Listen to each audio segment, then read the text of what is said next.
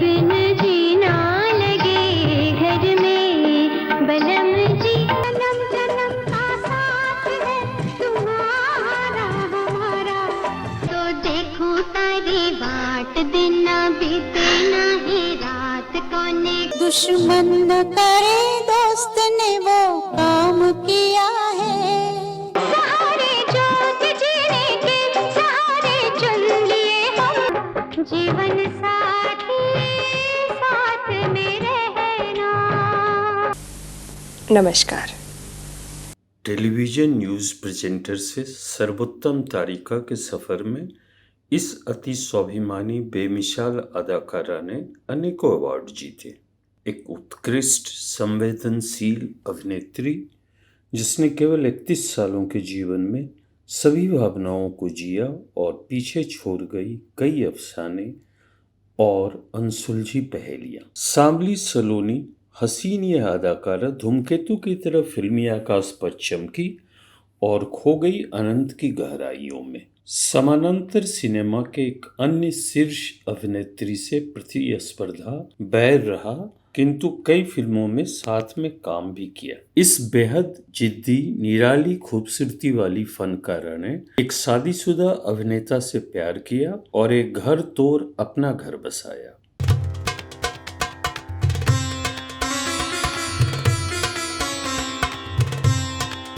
जी हाँ दोस्तों, गुलीड फिल्मी अड्डा की इस प्रस्तुति में हम बात कर रहे हैं सामान्य नैन नक्श किंतु चेहरे पर एक अजीब चमक वाली दिलकश अदाकारा पद्मश्री स्मिता पाटिल की, जिन्होंने एक दशक के छोटे अभिनय सफर में 70-80 फिल्मों में काम किया। शुद्ध समानांतर कला और पूर्ण व्यावसायिक मसाला फिल्मों में पूरे सहजता से अभिनय कर उन्होंने 2 नेशनल, 4 फिल्म फेयर और अनेकों अन्य अवार्ड जीते। विरोधाभासों से भरी समानता महिला अधिकारों की अधिवक्ता स्मिता पाटिल का जन्म पुणे के एक राजनीतिक रसूख वाले मराठी परिवार में 17 अक्टूबर 1955 को हुआ। उनके पिता शिवाजी राव पाटिल महाराष्ट्र में मंत्री और माता विद्याताई पाटिल एक समाज सेविका थी। स्मिता की प्रारंभिक शिक्षा बहनों मान्या और अनीता के साथ पुणे के मराठी मीडियम स्कूल में हुआ। तेज तर्रार, अति उत्साही, रूढ़ि मुक्त, स्वतंत्र विचारों वाली स्मिता का अभिनय के प्रति झुकाव बचपन से ही था। स्कूल के दौरान उनका film and television institute of India में इतना समय बीतता था कि लोग उन्हें FTII की छात्रा तक समझते थे। इस दौरान ड्राइविंग की शौकीन बिंदास स्मिता ने कई नाटकों और कैंपस फिल्मों में अभिनय किया और रंगमंच सिनेमा की बारीकियों को सीखा।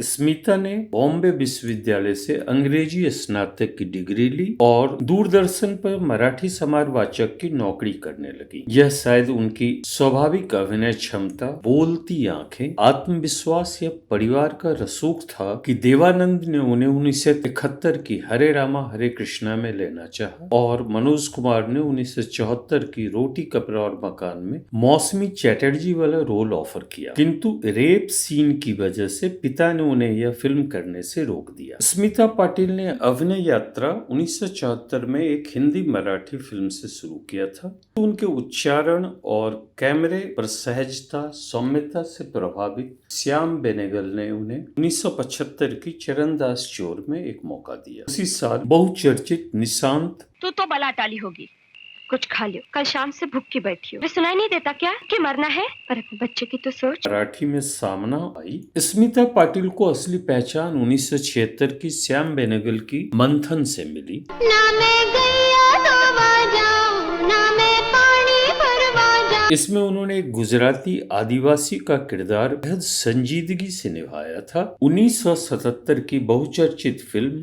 भूमिका के लिए उन्हें नेशनल फिल्म अवार्ड मिला। बदल गई मैं तो एक नजर में, बदल गई हजिया तड़पाए सजनवा लो, मैं पीछे सब छोड़ आई। उसी साल उनकी पंजाबी फिल्म साल 16वां चढ़िया और मराठी में जाइत रे जाइत भी आई। 1978 में फारूक शेख के साथ गमन, सीने में जलन, आंखों में तूफान सा, अब की याद आज और श्याम बेनेगल की हिंदी तमिल फिल्म कोंडरा अनुग्रह से उन्हें सराहना मिली। 1980 की आक्रोश और 1981 की चक्र ने उन्हें कला फिल्मों में शबाना आजमी के समकक्ष शीर्ष पर स्थापित कर दिया। काले काले गहरे सारे काले देख लूका, मेरे को पुलिस का जोखम नहीं होना, इन्हें दारू नहीं बेचना,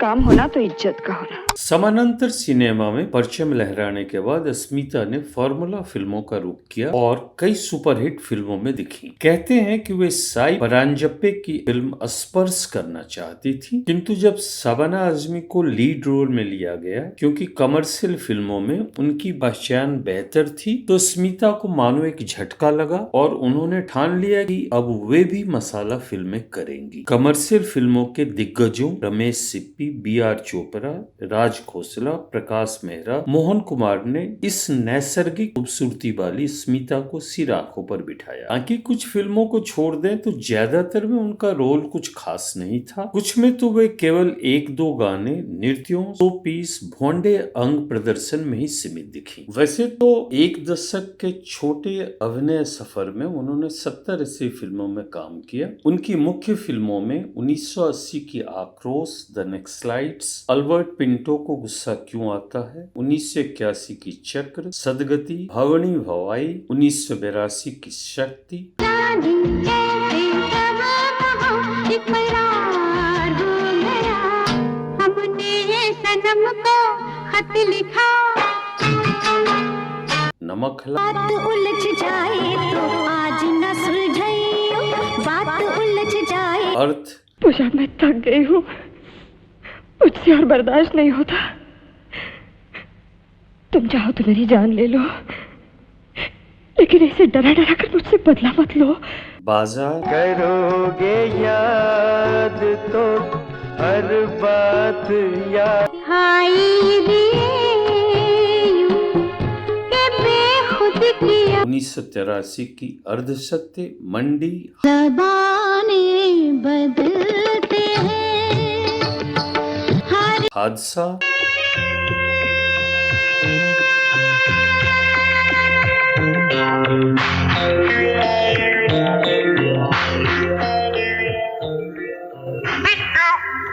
इस तोते के पर क्यों कटे हुए हैं? मिट्ठू मुझे अकेला छोड़कर उड़ने की कोशिश कर रहा था। इसे सबक सिखाने के लिए मैंने इसके पर कतर डाले। 1984 की सरावी, संगे मरमर की हाय, कोई मूरत हो तुम। फरिश्ता, है कमाती के घूटे मुंह दबा चक्के दो। 1985 मिर्च मसाला, मैं जान दे दूंगी लेकिन उसके पास नहीं जाऊंगी। गुलामी, तुम सालों में बड़े होते रहे तो मेरे ख्यालों में भी तो बढ़ते रहे। याद के लिए किसी की इजाजत नहीं लेनी पड़ती। यादों के खजाने पर तो हर किसी का हक होता है। आखिर क्यों को गिना जाता है। शाम हुई चढ़ आई रे बदरिया, सामे हमको छोड़ के साहिल पे आ गए। खुद से अगर पहचान न हो तो अपने ही रंग में रंग ले, मुझको याद रहेगी होली। कैसा सुख और कैसी खुशियाँ। दूसरों फिल्मों की चर्चा भी नहीं होती है। इस बेहद निराले नाजो अंदाज वाली अभिनेत्री ने शुरू में कला और फॉर्मूला फिल्मों में संतुलन बनाने की कोशिश की, किंतु शायद शबाना आजमी से कंपटीशन, रंजिश, अपनी जिद, पैसे की चाहत और राज बब्बर के सामने अपने आप को साबित करने के जज्बे के कारण वे कमर्शियल फिल्में लगातार करती रही। स्मिता पाटिल ने अपने जमाने के लगभग हर सफल अभिनेता अमिताभ बच्चन, राजेश खन्ना, विनोद खन्ना, मिथुन चक्रवर्ती आदि के साथ काम किया। राजेश खन्ना के साथ उनकी जोड़ी बेहद सफल रही और 1980 और 87 के बीच में उनकी 6 कामयाब फिल्में प्रदर्शित हुई, किंतु मसाला फिल्मों में अपना वजूद खोने से वे खासी परेशान रहती थी और कई बार इसका अफसोस भी जाहिर किया था। उन्हें शायद लगने लगा कि कला फिल्मों से उन्होंने जो एक पहचान बनाई थी वे उसे खोने लगी हैं। अब समानांतर सिनेमा कमजोर हो रहा था, स्मिता को अच्छे रोल मिल नहीं रहे थे और वे बी ग्रेड फिल्में करने लगी थी। आ गया हलवा वाला आ गया आ गया आ गया। क्या इत्तेफाक है कि जब महेश भट्ट की 1982 की अर्थ में वो दूसरी औरत की भूमिका कर रही थी, भी होगा वो मुझे उनकी जिंदगी में भी वैसा ही सब कुछ घटित हो रहा था। दिल से भुला देगा मगर बुरा कभी नहीं चाहा। मैं इंदर को चाहती थी, तुम्हारे पति को नहीं। मैं अपना घर बसाना चाहती थी, तुम्हारा घर उजाड़ना नहीं चाहती थी। कहते हैं कि राज बब्बर के साथ रिश्ते से पहले चंचल खुले विचारों की बिंदास स्मिता पाटिल की जिंदगी में कई अन्य पुरुष भी रहे थे, जैसे कि 70 के दशक में 4 स्क्वायर सिगरेट के मॉडल सुनील भूटानी, जिनसे उनकी सगाई भी हुई थी, अभिनेता विनोद खन्ना और निर्माता जॉनी बक्सी। राज और स्मिता की मुलाकात 1982 की भींगी पलके के शूटिंग पर हुई। प्यार के पंख लगा के दूर कहीं उड़ जाए। जन्म जन्म का साथ था तुम्हारा। राज को लगा कि वे मिजाज वाली हैं और उन्हें तवज्जो नहीं दे रही हैं। उन्होंने राज बब्बर के साथ 5-6 फिल्मों जुर्बा, आज की आवाज, हम दो हमारे दोस्त में काम किया, किंतु ना ही जीवन और ना ही फिल्मों में उनकी जोड़ी कामयाब रही। उनकी शुरुआती नोकझोंक जल्दी ही मोहब्बत में बदल गई, जिसने कई घरों में भूचाल ला दिया। राज शादीशुदा और 2 बच्चों के पिता थे। स्मिता पाटिल का परिवार भी इस रिश्ते के सख्त विरुद्ध था। उनका इश्क महीनों तक पत्र पत्रिकाओं में मिर्च मसाले और चटकारे के साथ परोसी जाती रही। राज की पत्नी नादिरा जहीर बब्बर, जिनसे उन्होंने 1975 में दिल्ली में प्रेम विवाह किया था, ने इस रिश्ते की मुखालफत की। स्मिता के मां ने तो उनसे बोलना भी बंद कर दिया था, किंतु वे दुनिया की परवाह किए बगैर आगे बढ़ते रहे और 1983 में शादी कर लिया। ये रस्मों के बंधन।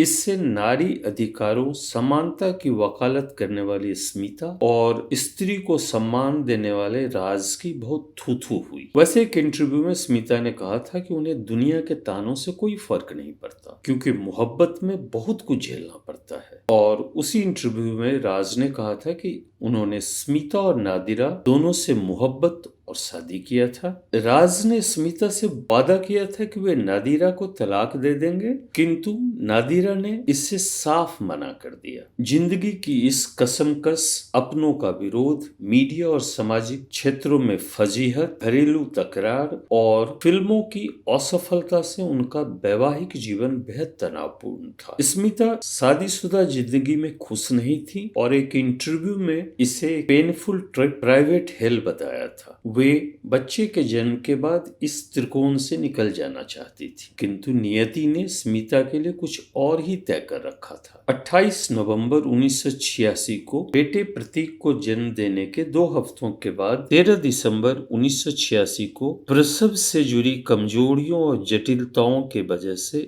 31 वर्ष की स्मिता पाटिल का देहांत हो गया। स्मिता के मौत के साल उनकी 8 फिल्में जैसे कि दहलीज, अंगारे, अनोखा रिश्ता और अमृत, और अगले साल 13 फिल्में प्रदर्शित हुईं। उनकी अंतिम प्रदर्शित फिल्म सितम 1 जनवरी 1991 को सिनेमाघरों में रिलीज हुई।